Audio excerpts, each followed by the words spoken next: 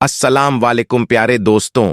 Police जब एक बेकसूर नमाजी के साथ में मारपीट करने लगी और जब उसे गिरफ्तार करने लगी तो अल्लाह की कुदरत ने एक बंदर भेजकर ऐसा करिश्मा दिखाया कि उसको देखकर सारे पुलिस वाले भी हक्के बक्के रह गए और सजदे में गिर पड़े। आज की इस वीडियो में हम आपको इसी वाक्य की पूरी तफसील बताने वाले हैं, जिसको सुनकर यकीनन आप लोग भी हैरान और परेशान हो जाओगे। इसलिए वीडियो को पूरा जरूर देखिएगा। और अगर आपको अल्लाह की कुदरत पर मुकम्मल भरोसा है तो कमेंट बॉक्स में अल्लाह हूं अकबर लिखकर इसको शेयर कर दें, ताकि और भी लोगों के पास ये वीडियो पहुंच सके। तो चलिए शुरू करते हैं आज की वीडियो। इसी तरह की इस्लामिक घटनाओं और वाक्य से रूबरू होते रहने के लिए आज ही सब्सक्राइब करें हमारे चैनल इस्लाम हिस्ट्री को और साथ ही बेल आइकॉन को प्रेस करें। आज जो वाक्य हम आपके यहां पर बताने वाले हैं, यह वाक्य पंजाब का बताया जाता है। पंजाब में एक छोटा सा गांव है सरगोधा। उस गांव में एक मुसलमान लड़का रहता था जिसकी उम्र तकरीबन 30 साल के करीब थी। लड़का बहुत ही नेक और परहेजगार था, 5 वक्त का नमाजी था और हर नमाज को उसके सही वक्त पर ही अदा करता था और कोशिश करता था कि वह नमाज मस्जिद में जमात के साथ ही अदा करें। यही वजह थी कि उस लड़के का ज्यादातर वक्त मस्जिद में ही गुजरा करता था। और यही नहीं, जब यह लड़का नमाज से फारिग हो जाता था तो उसके बाद यह कुछ वक्त के लिए मस्जिद के एक कोने में बैठ जाता और कुरान पाक की तिलावत भी करता था। और वह ऐसा हर नमाज के बाद में किया करता, यानी कि हर नमाज के बाद वह थोड़ी देर कुरान पाक जरूर पढ़ता था। उसकी इस आदत के बारे में सभी नमाजियों को अच्छी तरह से मालूम था। उस नौजवान का इस्लाम से इतना ज्यादा लगाव देखकर सारे लोग उस पर न सिर्फ नाज करते बल्कि उसकी बहुत ज्यादा इज्जत भी किया करते थे। यह लड़का हर किसी से बहुत अच्छे से पेश आया करता था और कोशिश करता था कि उसकी वजह से कभी भी किसी का दिल ना दुखे। और यही नहीं, वह हरदम यह भी कोशिश करता रहता वह किसी जरूरतमंद की मदद भी कर सके। इसी वजह से गांव के सारे लोग उसके इखलाक के दीवाने थे। लेकिन उसकी दूसरी तरफ उस नौजवान का एक छोटा भाई था जो बहुत ही अय्याश किस्म का था। हर वक्त दुनिया के लालच में रहता था और हर वक्त पैसों के पीछे ही भागता रहता। फिर कुछ दिन गुजरे कि एक दिन अचानक उनके वालिद का इंतकाल हो गया। उस सदमे के बाद में बड़ा भाई अंदर ही अंदर से टूट गया। इसीलिए फिर वह ज्यादा वक्त मस्जिद में ही गुजारने लगा था। वहीं दूसरी तरफ उसका छोटा भाई हर वक्त यह कोशिश करता रहता कि वह किसी न किसी तरीके से अपने बड़े भाई की जमीन हड़प ले और उसकी जमीन को अपने नाम कर ले। यानी कि वह इस कोशिश में रहने लगा कि वह कैसे भी करके बाप की जमीन में से बड़े भाई का जो हिस्सा था वह अपने नाम करवा ले। इसीलिए फिर छोटे भाई ने अंदर ही अंदर बड़े भाई के खिलाफ साजिशें रचना शुरू कर दी, मगर वह किसी भी तरह से अपने इस मकसद में कामयाब नहीं हो सका।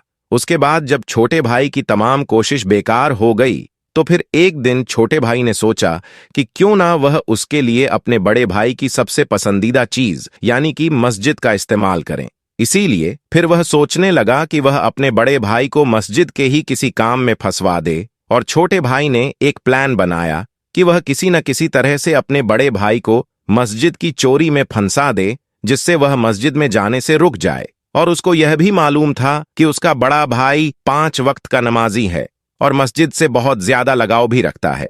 इसीलिए वह मस्जिद के बगैर नहीं रह सकता। इसी वजह से छोटे भाई ने सोचा कि अगर वह अपने बड़े भाई को मस्जिद में जाने से रोक देता है तो फिर वह उसके बदले में जमीन का मुतालबा कर सकता है। और यकीनन बड़ा भाई नमाज और मस्जिद को अहमियत देते हुए उसकी वह अपनी जमीन दे देगा। फिर छोटे भाई ने एक मंसूबा तैयार किया। जमीन हासिल करने के लालच ने छोटे भाई को अंधा कर दिया था। इसलिए उस बदबख्त ने रात के अंधेरे में मस्जिद का कुछ कीमती सामान चुरा लिया, यानी उसने चोरी कर डाली। उसने मस्जिद का कुछ कीमती सामान उठाया और अपने घर ले आया और चोरी किए हुए सामान को उसने अपने घर में एक खुफिया जगह पर छुपा दिया। और फिर पुलिस वालों के पास में जाकर अपने भाई पर इल्जाम लगा दिया और कहने लगा कि हमारी मस्जिद में जो चोरी हो गई है और मस्जिद का सामान चुराने वाला और कोई नहीं बल्कि इसका ही बड़ा भाई है। उधर दूसरी तरफ बेचारे बड़े भाई को इसके बारे में कुछ नहीं मालूम था। वह वैसे ही मस्जिद में जा रहा था और सच्चे दिल से अल्लाह की इबादत कर रहा था और वैसे ही अल्लाह के सामने गिड़गिड़ाकर दुआएं भी मांगता था। वह अपनी हर दुआ में कहता कि ए अल्लाह, मुझे हर मुश्किल से निजात दे।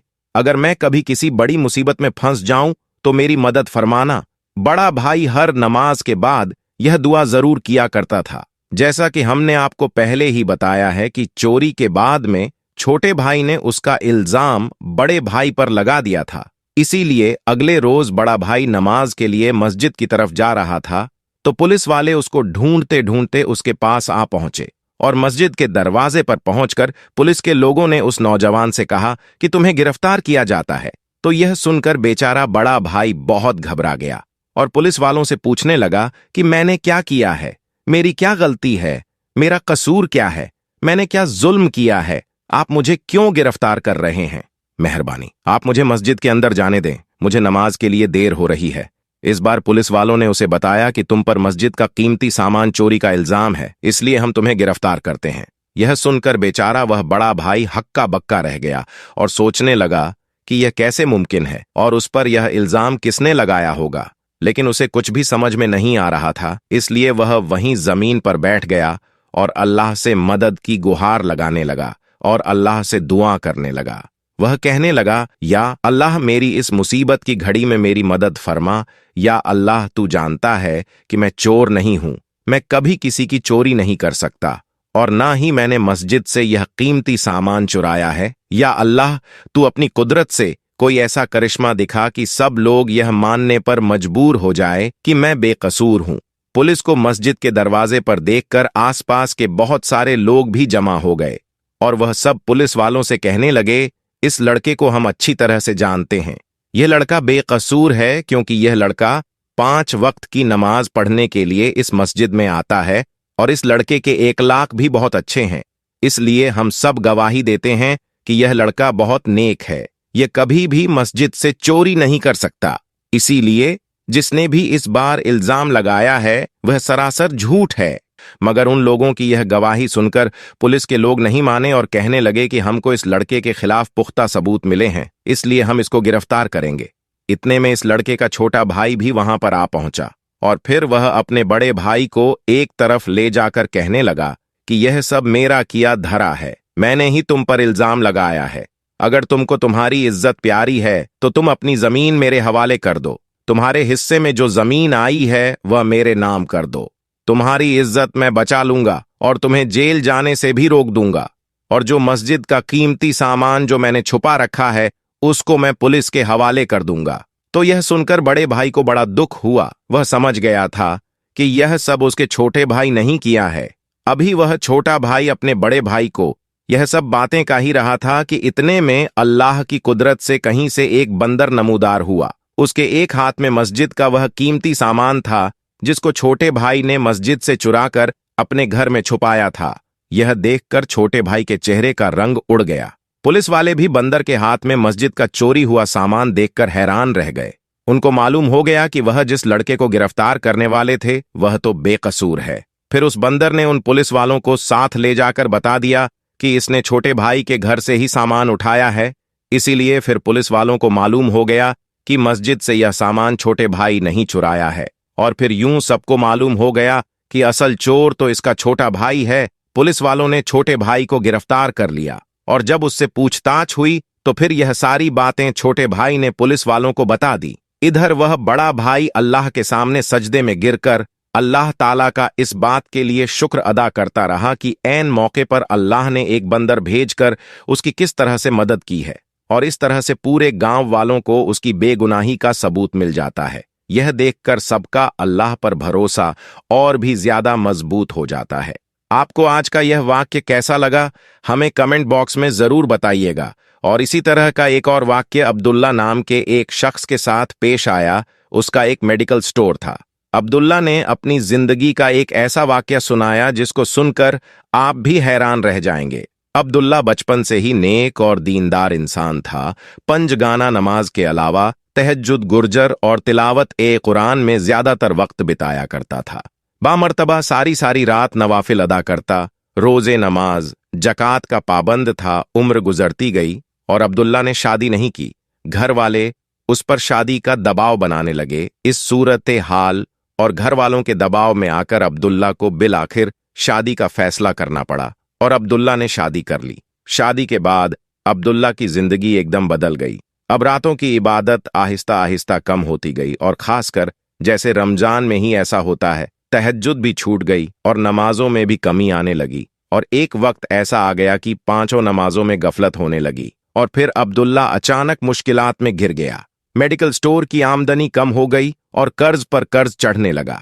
अब्दुल्ला की जिंदगी खुशहाल थी, वह बुरी तरह से मुतासिर हो गई, हर वक्त टेंशन में रहने लगा। इस दौरान एक दिन एक शख्स मेडिकल स्टोर पर दवाई लेने आता है। अब्दुल्ला उस वक्त इस कदर परेशानी में था कि उसने उसे गलत दवाई दे दी, जिसकी वजह से वह शख्स मरते मरते बचा और उसने अब्दुल्ला पर केस कर दिया, जिसके बाद उसकी दुकान सील हो गई और उसका कारोबार पूरी तरह से बंद हो गया। इसी दौरान अब्दुल्ला के वालिद की भी तबीयत खराब होने लगी और अब्दुल्ला ने अब तक जो कुछ भी कमाया था वह सब वालिद के इलाज पर खर्च कर दिया। इसी सूरत हाल को देखकर उसकी बीवी भी उसे छोड़कर चली गई। अब अब्दुल्ला के पास कुछ भी नहीं बचा था और अब्दुल्ला पूरी तरह से जिंदगी से मायूस हो गया था। एक दिन अब्दुल्ला सहन ने अपनी मां की गोद में सर रखकर रो रहा था और सोच रहा था कि उसके साथ आखिर ऐसा क्यों हो रहा है। तभी अचानक उसकी नजर अलमारी पर पड़ी जहां कुरान पाक रखा हुआ था। उसको फौरन झटका लगा और समझ में आ गया कि उससे क्या भूल हुई है। वह फौरन उठा, वजू किया, नमाज अदा की, सजदे में गिरा, माफी मांगता रहा, रोता रहा, या अल्लाह, मुझे बड़ी गलती हो गई कि मेरी सारी उम्र तेरी मोहब्बत में गुजरी, तेरी इबादत में गुजरी और दुनियादारी में ऐसा खो गया कि तुझे ही भूल गया। उसके बाद उसने दोबारा पंजगाना नमाज शुरू कर दी और तहज्जुद और तिलावत कुरान भी करने लगा और हर रात अपनी गलती पर माफी मांगने लगा। प्यारे दोस्तों, अभी सिर्फ 9 ही दिन गुजरे होंगे कि तभी उसके घर में वह शख्स आता है जिसे अब्दुल्ला ने गलत दवाई दी थी। वह शख्स कहने लगा, तुमने मुझे जो दवाई दी थी उससे मेरी तबीयत तो जरूर बिगड़ी थी, मगर मेरी जो बीमारी थी वह करिश्माती तौर पर उसी दवाई से दूर हो गई और तुम पर किया हुआ केस अब मैं वापस ले रहा हूं। उसके बाद अब्दुल्ला को उसकी दुकान वापस मिल गई, यानी अब्दुल्ला ने अपना मेडिकल स्टोर वापस हासिल कर लिया और आमदनी पहले से ज्यादा बढ़ने लगी। उसने अपने वालिद का इलाज भी करवाया और उसकी बीवी भी वापस आ गई।